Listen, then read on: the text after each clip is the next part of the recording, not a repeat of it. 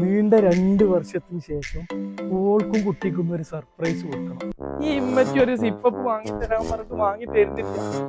ഇന്റെ ഇപ്പച്ചി ഇവിടെ ഉണ്ടായിരുന്നെങ്കിൽ പറഞ്ഞതൊക്കെ കേട്ടി. ഷുക്കൂർ സുന്ദരന ഓനൊരു വല്ലാത്ത സംഭവമാ. നിന്റെ റംസാന്റെ സൗണ്ട് അല്ല കേൾക്കുന്നത്. എടാ റംസാന്, അടച്ചോൻ ആരപ്പ വരുന്നത്?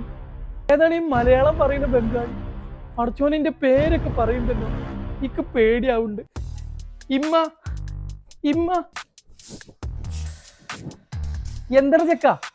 ഇമ്മച്ചിയെ ഇമ്മച്ചിയെ, അവിടെ ഒരു ബംഗാളി വന്നിട്ടുണ്ട്, മലയാളം പറയുന്ന ഒരു ബംഗാളി. ഇന്റെ പേരൊക്കെ പറയുന്നുണ്ട്. ചിലപ്പോ ഈ കുട്ടികളെ പിടുത്തക്കാരനാവും. നിങ്ങൾ വന്നാണി, മുമ്പിലുണ്ട്. കുട്ടികളെ പിടുത്തക്കാരനാ? അത് ഇന്റെ റംസാനെ പിടിക്കാനാ? അത് ഇന്റെ പേരേല് എവിടെയാണ്? നമ്മളെ മുറ്റത്താ? ഇവിടെ വാ. ഓനെ നമുക്ക് വെട്ടി നോക്കിട്ട് ഞാൻ ഇന്ന് സാമ്പാർ ഉണ്ടാക്കും. ഇമ്മ ഇതാ ആ ഇരിക്കണ ബംഗാളി. അതാ. എവിടെ? ആരാണ്? എടി കുഞ്ഞോളെ, ഇത് ഞാനാടി, അന്റെ ഷംനുക്ക. എന്റെ ഷംനുക്ക, എന്റെ ഷംനുക്ക കുഞ്ഞോളെ. ചെക്ക, ഇത് പെനോയില് വിൽക്കാൻ വന്ന ബംഗാളി ഒന്നുമില്ല, അന്റെ വാപ്പയാണിത്. ഇത് വീഡിയോ കോൾ ചെയ്യുമ്പോ വാപ്പാനെ കാണലില്ല. ചെന്ന വാപ്പാന്റെ അടുത്ത് ചെന്ന. ഇന്റെ ഇപ്പച്ചിയാണിത്. ഞാൻ ബംഗാളിയാന്ന് വിചാരിച്ച്.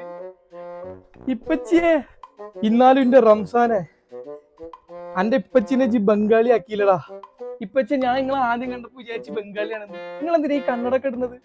ഞാനേ ഒന്ന് മോഡൽ ആയിക്കോട്ടെ വിചാരിച്ചില്ലടാ എന്റെ ഇപ്പച്ചി കണ്ണടത്ത്. എന്നാ ഇതൊന്ന് വെച്ചി തൊപ്പിയുമാണ. എന്നാ അല്ല, ചെക്കനെ പറഞ്ഞിട്ടും കാര്യമില്ല. ഞാൻ ആദ്യം നിങ്ങളെ കണ്ടപ്പോ പെനോയില് വിൽക്കാൻ വന്ന ബംഗാളിയാണെന്ന് വിചാരിച്ചത്. അല്ല, ഇന്റെ ഷംനുക്ക് ആകെ മെലിഞ്ഞു ഉണങ്ങിയല്ലോ. എന്ത് പറ്റി നിങ്ങക്ക്? ഇന്റെ പൊന്നാര കുഞ്ഞോളെ, അവിടെ പെരും വെയിലത്ത് ഒട്ടകത്തിനെ കറക്കണ പണിയല്ലേ. എനിക്ക് അറിയില്ലായിരുന്നു കേട്ടോ.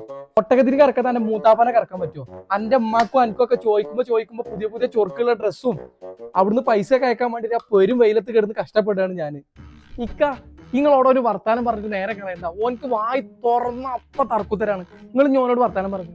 പിന്നെ ഇങ്ങക്ക് ഞാനേ മിഞ്ഞാന്നത്തെ ബിരിയാണി അവിടെ ഫ്രിഡ്ജിൽ വെച്ചിരിക്കുന്നു. അത് നല്ല ചൂടാക്കി തരാം. അത് തിന്നുങ്ങാണ്ട് സ്വസ്ഥമായിട്ടൊന്ന് കിടന്നുറങ്ങിക്കോളി. നല്ല ക്ഷീണം ഉണ്ടാവൂലേ? ഒരു കാര്യം ചെയ്യും, ആ മിഞ്ഞാന്നത്തെ ബിരിയാണി ഒന്നുകൊണ്ട് ചൂടായിക്കാം. നല്ല വിശപ്പുണ്ട്, അതൊന്ന് തിന്നിട്ട് നല്ല ഒന്നുണ്ട് കിടന്നുറങ്ങട്ടെ എന്റെ കുഞ്ഞോളെ. സബ്സ്ക്രൈബ് ചെയ്തേക്കണേടാ പൊന്നു മോനെ.